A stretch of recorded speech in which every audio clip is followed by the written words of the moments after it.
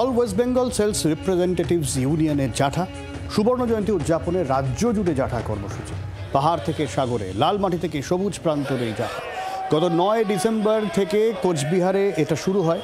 আর শুক্রবার কলকাতায় জাঠা কর্মসূচির সমাপ্তি। সুবোধ মল্লিক স্কোয়ার থেকে মিছিল শুরু হয়। মিছিল থেকে ৬ দফা দাবির কথা উঠে আসে।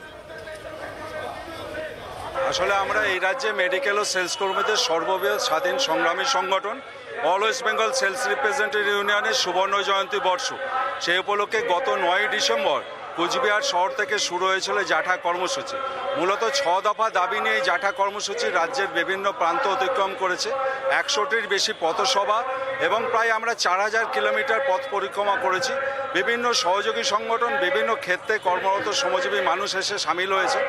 আমরা যে দাবিগুলো রেখেছি, এই জাঠা শুধু সেলস বা মেডিকেল কর্মীদের জন্য নয়, সাধারণ খেটে খাওয়া মানুষের স্বার্থে। যেমন নিত্য প্রয়োজনীয় জিনিসের যেভাবে মূল্যবৃদ্ধি হচ্ছে, সেদিকে সেন্ট্রাল গভর্নমেন্ট বা রাজ্য সরকার কর্ণপাত করছে না। তা আমরা দাবি করছি অবিলম্বে নিত্য প্রয়োজনীয় জিনিসের দাম নিয়ন্ত্রণ করা হোক।